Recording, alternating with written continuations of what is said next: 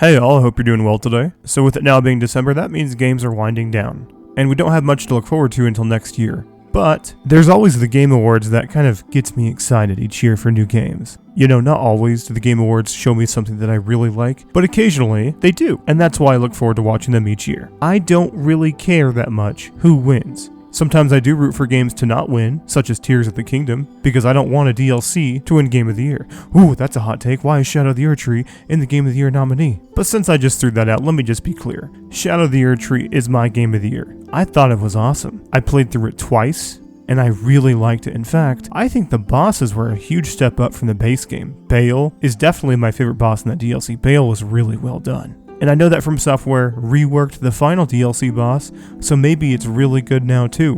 But I still don't think it should be in the Game of the Year nominee. I think that should be for new games, even if Elden Ring's DLC is the size of a new game. I still think we should put these new games on a pedestal for Game of the Year. But you know what? I don't make the rules. So my vote for Game of the Year, my vote is Shadow of the Erdtree. I thought it was awesome. And if you haven't played Shadow of the Erdtree, then that's my recommendation to play it. Anyway, this video will be about the games that I'm looking forward to, and games that I hope come out in 2025 or get revealed. Now, this does not mean I think they're coming out, because Silksong will be on here, and Team Cherry is really good at not putting out their games. So, these are just what I want to see, and if they don't come out next year, well, we'll talk about them in 2026. So speaking of Fromsoftware, I want to see Fromsoftware's next game. Now, I'm sure some of you are thinking, what? We just saw Shadow of the Erdtree, you just said it was your Game of the Year, you need to let them cook, and I agree. Fromsoftware does a really good job with their games, so why do I want to see one of their new games at the Game Awards? Well, one, I want to see it because I want to be excited, but two, Fromsoftware is known to work fast and show their games early. Let me just show you something real quick. Sekiro released in 2019, and that same year, we got a reveal trailer for Elden Ring. This trailer wasn't even 6 months after Sekiro released. So yes, it would indeed be a fast year for Fromsoftware, but this company is also expanding very rapidly. Let me just read you a quote from Miyazaki. So Miyazaki was in an interview and he said this: "In fact, there are several titles that are directed by people other than me, and it is time to increase the number of development personnel. I think we will be able to show you a different color or direction of Fromsoftware, so please look forward to it." And I actually want to read you one more quote from Miyazaki.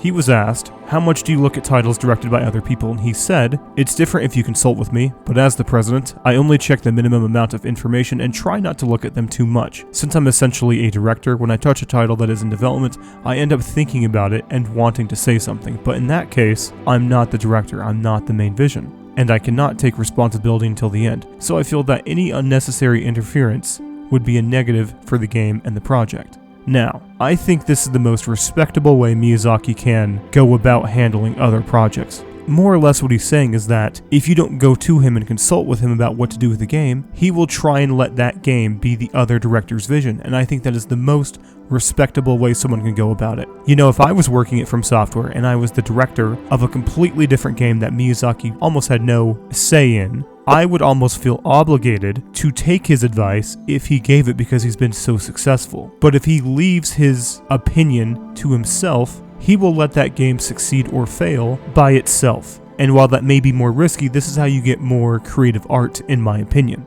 You can kind of tell when it's a Miyazaki-led game. He has his own feel to his games. And allowing the other director to make their own art and their own mistakes is a very respectable thing he can do. And while I am interested in Miyazaki-led Fromsoftware games the most, I'm not opposed to seeing different titles from Fromsoftware. Even something like Armored Core that wasn't for me, I played about a third of the game and dropped it, I still want to see them do new projects or more Armored Core. I think that stuff is cool. So if you learned anything from the Fromsoftware section of this video, be prepared for non-Miyazaki-led Fromsoftware games, and maybe a lot of them. But for me personally, I will always be interested the most in the Miyazaki-led Fromsoftware games. So instead of talking about games, let's talk about anime. I want to see the new Cyberpunk anime revealed. I want to see what it's all about, and I want to see what's going to be happening in this anime. In fact, I think that the Cyberpunk world is a very interesting world, and I like how CD Projekt Red understands that, and they're giving the fans things to latch onto while we wait for the new game, Cyberpunk Orion. And I do think we'll be getting a lot more of Cyberpunk while we wait for Orion, because every time CD Projekt Red has something like The Witcher or Edgerunners, it really boosts their games. Now, I do know that CD Projekt Red had nothing to do with the Netflix Witcher show that was bad, but the Witcher TV show boosted the game's player count and most likely sales, and I can show that with demonstrable evidence. The first season of The Witcher TV show aired in 2019 of December, and in January of 2020, The Witcher 3 saw all-time high player counts on Steam. And after the Edgerunners anime, the Cyberpunk game saw a lot of new players, and that really helped Cyberpunk 2077 because we all know that a lot of people were turned off because of the launch of that game. And in case you are confused about what I'm saying, if you didn't know, we got a trailer not too long ago showing that there is more Cyberpunk anime in development. Now here's the fun part. What do I want to see with this new Cyberpunk anime? I've heard a few people say that they want to see an anthology similar to something like Love, Death, and Robots on Netflix. You know, the world of Cyberpunk and Night City is so cool, and it has a lot of lore to allow that to happen. You can do an anthology where each episode is a new story similar to Black Mirror. But I want to see Morgan Blackhand. If you don't know who Morgan Blackhand is, the reason players are so interested in Morgan Blackhand is because he is Mike Pondsmith's player character in the tabletop RPG, and he is known as the best solo in Night City. He was mysteriously absent from 2077, and if I'm remembering correctly, the last time we saw Morgan Blackhand was in The Time of the Red. So it's time to see him, and when I look at the new trailer for this anime reveal, the colors are black and red, which kind of reminded me of The Time of the Red. But if we don't get Morgan Blackhand, which I'm kind of expecting we don't, an anthology would be my next wish for this anime. But regardless, I think CD Projekt Red does a really good job with their games, even if something like The Witcher 3 wasn't for me. And there's a lot of talented people there, so I have complete faith in whatever they will show us with this anime. Alright, so now I want to quickly talk about Silksong. Now, I have grown to not expect anything from Team Cherry. I don't think Silksong will be there, and if it is there, it'll be a pleasant surprise, but I'm not going to be upset if it's not there because I'm past that. I've been there, done that, and I'm not going to be there anymore. Of course I want it to be there, but I'm not going to get my hopes up.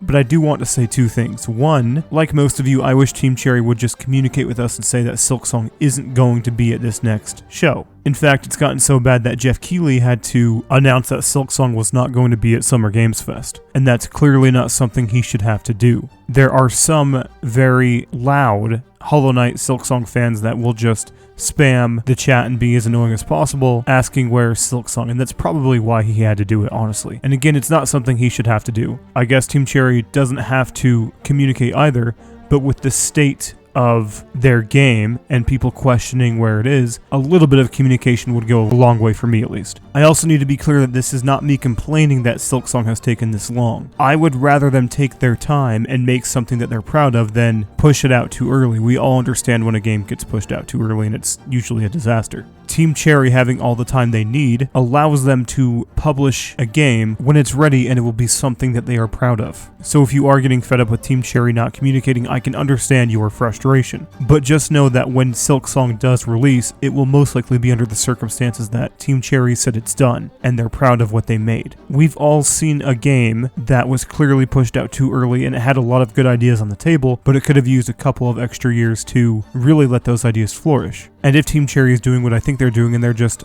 letting their game be as perfect as it can get, I'm all for that. So please, let them cook, and when Silksong releases, I'm sure we'll all be very happy with it.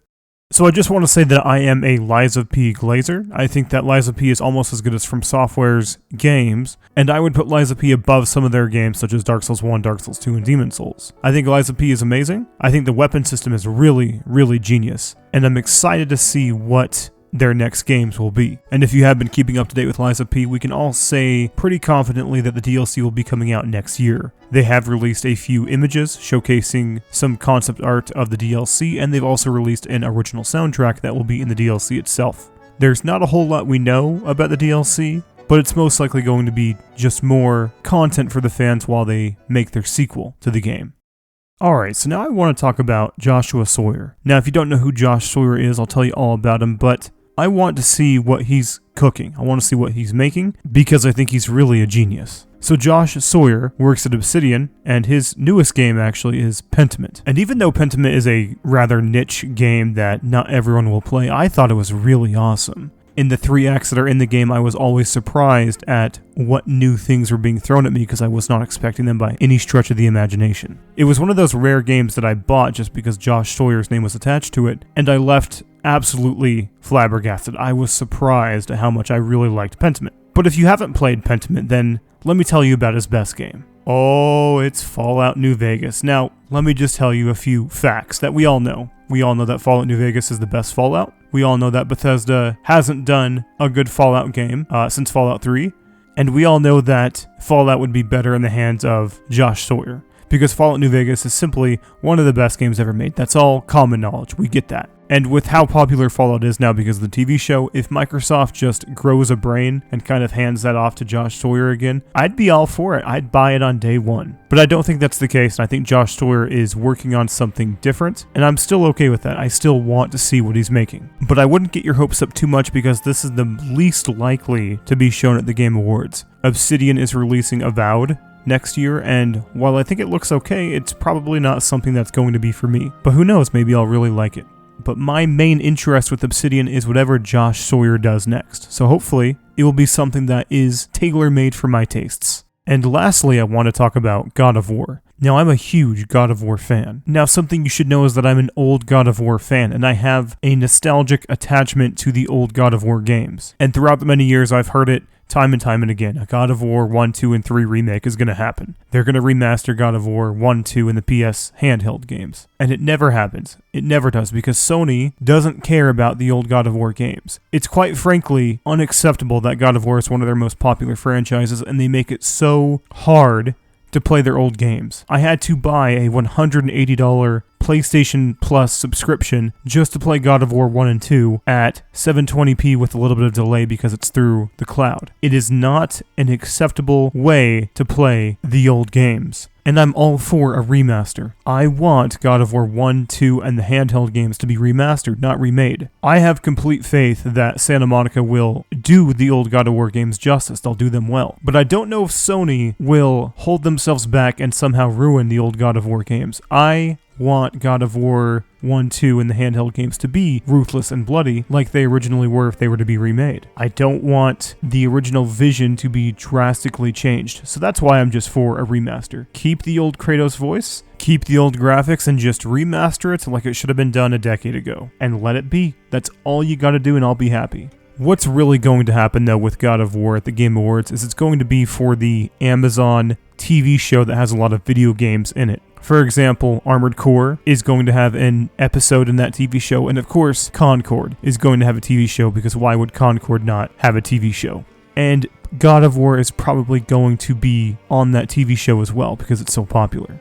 And that's something I can live with. I don't care, but I just want to let my voice be heard that I hate Sony for not remastering the old games. It's unacceptable. Because they'll definitely do a remake for The Last of Us 1 that didn't need a remake, but they'll just leave the old God of War games to die. It's really annoying.